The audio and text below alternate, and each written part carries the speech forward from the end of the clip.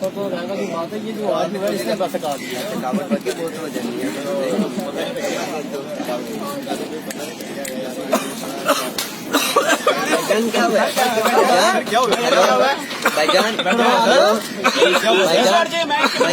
Please پیچھے ہٹ جائیں، please relax ہو جائیں، ریلیکس، کچھ نہیں ہوا، پریشان نہیں ہونا، پلیز ریلیکس ہو جائیں، relax, please I am Farooq, I am trained rescuer, please ذرا چھوڑ دیں، میں آپ کی مدد کرتا ہوں، کچھ نہیں ہوگا، بالکل کچھ نہیں ہوگا، ریلیکس ہو جائیں، تھوڑا سا آگے ہو جائیں، پریشان نہیں ہونا۔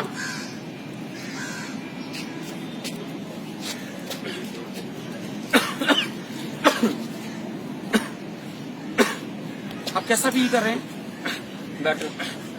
ایک بات یاد رکھیں کہ کھانا کھاتے ہوئے، پانی پیتے ہوئے، سم ٹائم جسے ہم اچھو لگنا کہتے ہیں، انگلش میں سے فورن باڈی ایئر وے obstruction کہتے ہیں، اور اس وجہ سے بہت سارے لوگوں کی جان چلی جاتی ہے۔ ایک چھوٹا سا عمل کر کے ہم اس شخص کی زندگی کو بچا سکتے ہیں، اور اگر کوئی شخص آپ کے ساتھ اس طرح کی پوزیشن ہاتھ بنا کے آئے اور آپ کے سامنے آ کے کھڑا ہو جائے تو آپ سمجھ لیں کہ یہ انٹرنیشنل سائن آف چوکنگ ہے، اور اس شخص سے بولا نہیں جا رہا۔ اگر کسی شخص کے گلے میں کوئی چیز پھنس جائے تو کیا وہ بول سکتا ہے؟ وہ نہیں بول سکتا، وہ ایسے ہی کہے گا، وہ بول نہیں سکے گا۔ ہم اس کے پاس جائیں گے اور انہیں کہیں گے کہ میں ایک تربیت یافتہ ریسکیور ہوں، میں آپ کی مدد کرنا چاہتا ہوں۔ ہم مینٹلی پریپیئر ہو جائیں اور اس کی دونوں ٹانگوں کو آرام سے کھولیں اور ایک لیگ کو اس کی سپورٹ کے لیے پیچھے رکھیں اور انڈر آرم کے نیچے سے اپنے ہاتھ کو ڈالیں اور انہیں حوصلہ دیتے ہوئے کہیں کہ پلیز آپ ریلیکس ہو جائیں۔ جب آپ اس سے چھڑوائیں گے بازو تو وہ انکلچ نہیں کرے گا، لیکن آپ کو تھوڑی سی انرجی لگانی پڑے گی اور اس کا اعتماد جیتنا پڑے گا۔ آپ اس کے بازوؤں کو انکلچ کر دیں، تھوڑا سا پیشنٹ کو آگے کی طرف جھکا دیں۔ یاد رکھیں کہ آپ نے جہاں پہ یہ دونوں ربس ملتی ہیں جن کو سٹرنم کہتے ہیں اور زیفی سٹرنم کے بالکل پاس اور جہاں پہ بیلی بٹن ہے، اس کے درمیان آپ نے اپنا ہاتھ رکھنا ہے، اور ہاتھ رکھتے ہوئے آپ نے پیشنٹ کو جھکا دینا ہے اور آپ نے ایسے مٹھی بنانی ہے۔ اس مٹھی کو پلیز دیکھ لیجئے گا، آپ کا تھم اندر ہونا چاہیے۔ آپ نے ایسے مٹھی بنانی ہے، ان کے بیلی کے اوپر رکھنا ہے، بیلی بٹن اور زیفی سٹرنم کے درمیان میں تھوڑا سا آگے جھکا دینا ہے، اور آپ نے پیشنٹ کو 1 2 3 4 5 جرک لگانے ہیں۔ یاد رکھیں اس میتھڈ کو ہیملش مینوور کہتے ہیں، اور ہم نے جو جرک لگانے ہیں وہ اس طرح سے لگانے ہیں کہ جیسے چاکلیٹ کے ساتھ آئس کریم کو نکالا جاتا ہے۔ جب ہم یہاں ہاتھ رکھ کے جرک لگاتے ہیں تو یہاں پہ جو کیوٹی ہے اس کے پریشر کی وجہ سے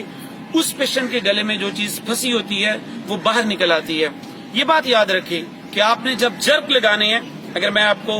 وداؤٹ پیشنٹ ڈیمو دوں تو اچھے جرک لگانے ہیں، لائک دس 1 2 3 4، اس طرح سے جرک لگانے ہیں، اور جب تک ریسکیو 1122 اور کوئی میڈیکل ایمرجنسی پہ رسپونڈ کرنے والی سروس نہیں پہنچتی آپ نے یہ عمل جاری رکھنا ہے۔ اس سارے عمل میں ایک بات انتہائی قابل توجہ ہے کہ یہ ہو سکتا ہے کہ آپ کے پیشنٹ کے گلے میں پھنسی ہوئی چیز نہ نکلے اور اس کو جو اچھو لگا ہے وہ اس کے لیے جان لیوا ثابت ہو، تو آپ نے مینٹلی پریپیئر رہنا ہے۔ اگر اس کے گلے کا رستہ سانس لینے کا کھلا نہیں ہے تو وہ پیشنٹ انکانشیس ہو سکتا ہے۔ تو آپ کی یہ جو لیگ ہے، اس لیگ کو آپ نے دونوں ٹانگوں کے درمیان میں رکھنا ہے تاکہ اگر وہ پیشنٹ گرے تو اس کو مزید انجری نہ ہو، اس کو اسپائنل انجری نہ ہو، اس کو ہیڈ انجری نہ ہو، اور اگر وہ انکانشیس ہوتا ہے، وہ گرتا جاتا ہے، تو آپ نے اس کو اپنی ٹانگ کے اوپر سپورٹ کر کے اسے آرام سے نیچے لٹا دینا ہے۔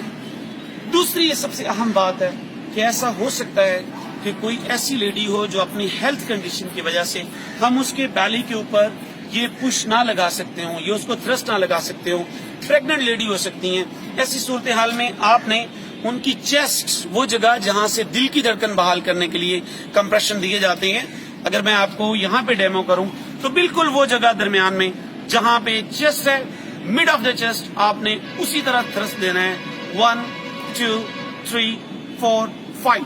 یاد رکھیں کہ جب تک ان کے گلے کی چیز نکل نہیں آئے گی تب تک ہم ان کو تھرسٹ دیتے رہیں گے۔ یہ ایک اتنا چھوٹا عمل ہے لیکن اگر بر وقت کر دیا جائے تو کسی کی جان بچائی جا سکتی ہے۔ چھوٹے چھوٹے عمل کر کے ہم انسانیت کی خدمت کر سکتے ہیں، اور ان چھوٹے چھوٹے ایکشنز کو اگر ہم اپنے بچوں کو اور بڑے کو سکھائیں تو کسی بھی وقت وہ انسانیت کی خدمت میں اپنا کردار ادا کر سکتے ہیں۔ بہت شکریہ۔